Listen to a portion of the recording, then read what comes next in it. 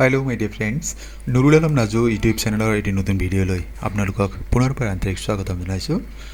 আজিৰ ভিডিঅ'ত 2025 চনৰ 20 জুলাই তাৰিখে অনুষ্ঠিত হোৱা গুৱাহাটী ইউনিভাৰ্চিটিৰ BEd এণ্ট্ৰেন্স এক্সামৰ যি প্ৰশ্নকাকত আছিল তাৰে আনচাৰ কি কেইটামান প্ৰশ্ন উত্তৰ ইয়াত আলোচনা কৰা হৈছে আৰু এইখিনি মেমৰি বেছড হয় আৰু অন্যান্য চেনেলৰ সহযোগত এইখিনি সংগ্ৰহ কৰা হৈছে। সম্পূৰ্ণকৈ ভিডিঅ'টি চাব, নিশ্চয়কৈ আপোনালোকে যথেষ্ট উপকৃত হ'ব। আহকচোন বাৰু আজিৰ প্ৰশ্নোত্তৰসমূহ বিতংকৈ জানি লওঁ। এটি প্ৰশ্ন এনেকৈ দি আছিল, হু was the first governor general of independent India? স্বাধীন ভাৰতৰ প্ৰথমগৰাকী গভৰ্ণৰ জেনেৰেলৰ নাম কি? ইয়াৰ শুদ্ধ উত্তৰটি হ'ব Lord Mountbatten. He served in this role from August 15, 1947 until June 21, 1948। তেখেতে 1947 চনৰ 15 আগষ্ট মানে ভাৰতে স্বাধীনতা লাভ কৰা দিনটোৰ পৰা 1948 চনৰ 21 জুন তাৰিখলৈকে ভাৰতৰ গভৰ্ণৰ জেনেৰেল হিচাপে কাম কৰি আছিল and he was the last viceroy of British India. পৰৱৰ্তী প্ৰশ্ন, what is the new pattern of 10+2 education policy in the national education policy 2020 NEP 2020? ৰাষ্ট্ৰীয় শিক্ষানীতি 2020 মতে 10+2 শিক্ষাৰ পৰিৱৰ্তে নতুন কি আৰ্হি হ'ব? ইয়াৰ শুদ্ধ উত্তৰটি হ'ব 5+3+3+4। Who was the first deputy prime minister of India? ভাৰতৰ প্ৰথমগৰাকী উপ প্ৰধানমন্ত্ৰী কোন আছিল? উত্তৰটি হ'ব Sardar Vallabhbhai Patel. He served as the first deputy prime minister and home minister of India from 1947 to 1950। 1947 চনৰ পৰা 1950 চনলৈকে চৰ্দাৰ বল্লভভাই পেটেলে ভাৰতৰ প্ৰথমগৰাকী উপ প্ৰধানমন্ত্ৰী লগতে গৃহমন্ত্ৰী হিচাপে কাম কৰিছিল আৰু তেখেতৰ সন্মানাৰ্থে ষ্টেচু অফ ইউনিটি নিৰ্মাণ কৰা হৈছে আৰু তেখেতৰ জন্মদিন 31 অক্টোবৰ নেশ্যনেল ইউনিটি ডে বা ৰাষ্ট্ৰীয় একতা দিৱস হিচাপে পালন কৰা হয়। 73rd constitutional amendment act is related to? ভাৰতৰ সংবিধানৰ 73তম সংশোধনী কিহৰ লগত জড়িত? ইয়াৰ উত্তৰটি হ'ব পঞ্চায়তী ৰাজ ছিষ্টেম, পঞ্চায়তী শাসন ব্যৱস্থা সম্পৰ্কে। The 73rd constitution amendment act of 1992 is related to Panchayati Raj institutions in India. 79 amendment কেতিয়া হৈছিল? 1992 আৰু ইয়াত পঞ্চায়তী ৰাজ শাসন ব্যৱস্থা সম্পৰ্কে আলোচনা কৰা হৈছে। আমি নিশ্চয় জানো ভাৰতত বৰ্তমান 3খলপীয়া পঞ্চায়তী ৰাজ শাসন ব্যৱস্থা প্ৰৱৰ্তিত হৈ আছে। Right to education is a fundamental right according to which article of the Indian constitution? ভাৰতৰ সংবিধানৰ কিমান নং অনুচ্ছেদ মতে শিক্ষাৰ অধিকাৰ এটা মৌলিক অধিকাৰ হয়? ইয়াৰ উত্তৰটি হৈছে article 21A। This article, Article 21A, inserted by 86th Constitutional Amendment Act in 2002. 2002 চনত 86তম সংবিধান সংশোধনীৰ জৰিয়তে আৰ্টিকল 21A এয়া সংবিধান সন্নিৱিষ্ট কৰা হৈছিল। Mandates the state to provide free and compulsory education for children between the age of 6 to 14. আৰু ইয়াৰ দ্বাৰা কি কৰা হৈছে? প্ৰত্যেকখন ৰাজ্যকে এয়া বাধ্যতামূলক কৰা হৈছে যে তেওঁলোকে 6 পৰা 14 বছৰ সকলো শিশুকে বিনামূলীয়া আৰু বাধ্যতামূলক শিক্ষা দান কৰিব লাগিব। The Right to Education Act of 2009 further details the modalities and implementations of this right.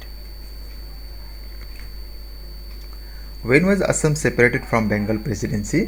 Banga প্ৰদেশৰ পৰা কোন চনত অসমক পৃথক কৰি দিছিল? ইয়াৰ উত্তৰটি হ'ব 1874 আৰু তেতিয়া অসমৰ ৰাজধানী আছিল শ্বিলং।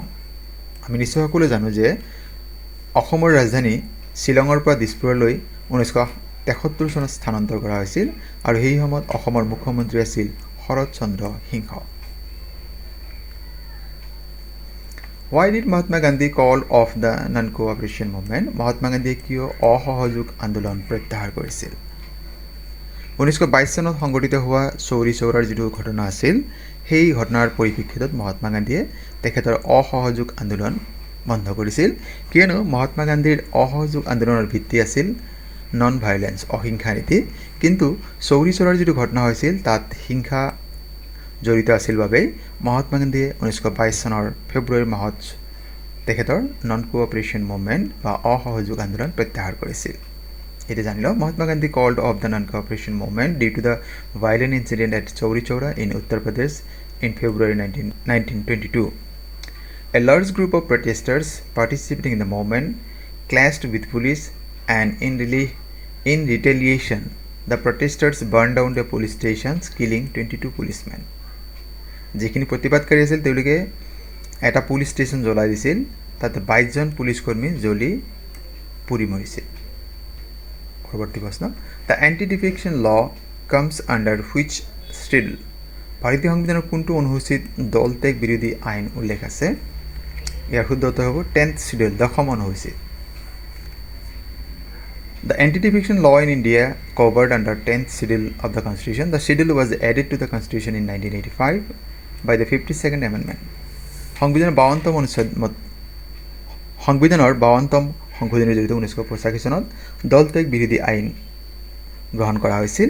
আৰু ইয়াৰ ফলত কি হৈছিল, যদি কোনো ব্যক্তিয়ে নিৰ্বাচনত জয়ী হোৱাৰ পিছত তেওঁ দল সলনি কৰে, তেন্তে তেওঁৰ যিটো পদ আছিল, তেওঁ যদি MP হয়, MLA হয়, তেওঁ সেই পদটো হেৰুৱাব। এটি প্ৰশ্ন দি আছে, who was the founder of Delhi sultanate? Delhi সাম্ৰাজ্যৰ প্ৰতিষ্ঠাপক কোন আছিল? উত্তৰ দিব Qutubuddin Aibak. Yes, he was the founder of Mamluk dynasty. Mamluk যিটো সাম্ৰাজ্য আছিল, বংশ আছিল, তেওঁ মামলুক বংশৰ প্ৰতিষ্ঠাপক আছিল।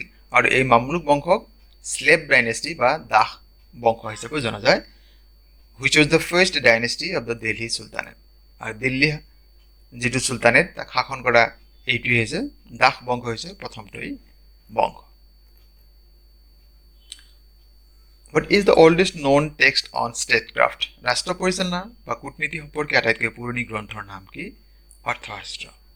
আমি নিশ্চয় ক'লো যে অৰ্থশাস্ত্ৰ কোনে ৰচনা কৰিছে? কৌটিল্যই ৰচনা কৰিছে। কৌটিল্যক অন্য নামেৰে জনা যায়, চাণক্য বা বিষ্ণুগুপ্ত নামেৰে জনা যায়। He was a prominent Indian philosopher, teacher and royal advisor during the Mauryan Empire. Maurya বংশৰ শাসনৰ সময়ত তেওঁ এগৰাকী ভাৰতৰ অতি বিদগ্ধ পণ্ডিত আছিল, দাৰ্শনিক, শিক্ষক, আৰু তেওঁ ৰাজ পৰিয়ালক পৰামৰ্শদাতা আছিল। পৰৱৰ্তী প্ৰশ্ন, what is the smallest unit of heredity? বংশগতিৰ আটাইতকৈ ক্ষুদ্ৰতম অংশ বা উপাদান কি? উত্তৰটি হৈছে জিন। আমি নিশ্চয় সকলোৱে জানো জিন হৈছে বংশগতিৰ বাহক। Who is the author of the book Discovery of India? Discovery of India নামৰ গ্ৰন্থখনৰ লেখক কোন? ইয়াৰ উত্তৰ হৈছে পণ্ডিত জৱাহৰলাল নেহৰু। তেখেত হৈছে ভাৰতৰ প্ৰথমগৰাকী প্ৰধানমন্ত্ৰী। This book was written by Pandit Jawaharlal Nehru during his imprisonment at Ahmedabad Fort 1942 to 1946. পণ্ডিত জৱাহৰলাল নেহৰু যেতিয়া আহমেদাবাদ দুৰ্গত আছিল, তেওঁ কি কৰি হৈছিল? কাৰাবন্দী কৰি ৰখা হৈছিল ভাৰত ত্যাগ আন্দোলনৰ সময়ত। আৰু এই সময়খিনি 1942 পৰা 1946 এইখিনি সময়ত পণ্ডিত জৱাহৰলাল নেহৰুৱে এই গ্ৰন্থখন লিখিছিল। আৰু এই গ্ৰন্থখনৰ মূল ভিত্তি হৈছে, যদি কোনোবা পঢ়ে তেন্তে সেই সময়ৰ ভাৰতৰ ইতিহাস, ভাৰতৰ দৰ্শন আৰু ভাৰতৰ সংস্কৃতি সম্পৰ্কে তেওঁ লিখিছিল। এজন স্বাধীনতাৰ সংগ্ৰামীৰ দৃষ্টিকোণৰ পৰা ভাৰতৰ ইতিহাস, ভাৰতৰ দৰ্শন আৰু ভাৰতৰ সংস্কৃতি সম্পৰ্কে এই কিতাপখন বিস্তৃতভাৱে বৰ্ণনা কৰিছিল। When was the ৰাষ্ট্ৰীয় মাধ্যমিক শিক্ষা অভিযান RMSA established? কোন চনত ৰাষ্ট্ৰীয় মাধ্যমিক শিক্ষা অভিযান স্থাপন কৰা হৈছিল বা শুভাৰম্ভ কৰা হৈছিল? 2009. The ৰাষ্ট্ৰীয় মাধ্যমিক শিক্ষা অভিযান was launched in March 2009. It is a flagship scheme of the Government of India aimed at enhancing access to secondary education and improving its quality. Which article of the Indian Constitution deals with state reorganization? ভাৰতীয় সংবিধানৰ কোনটো অনুচ্ছেদ ৰাজ্য পুনৰ্গঠনৰ লগত জড়িত? এৰ উত্তৰটি হ'ব article 3।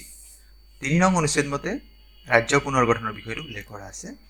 Article 3 of the Indian Constitution deals with the formation of new states, alteration of areas, boundaries or names of existing states. অনুচ্ছেদ 3 মতে কি কৰিব পাৰে? সংবিধানে এতিয়াও অনুমতি দিছে নতুন ৰাজ্য গঠন হ'ব পাৰে, ৰাজ্যৰ সীমা সলনি হ'ব পাৰে, বা ৰাজ্যৰ বৰ্তমান যিটো নাম আছে নামও সলনি হ'ব পাৰে।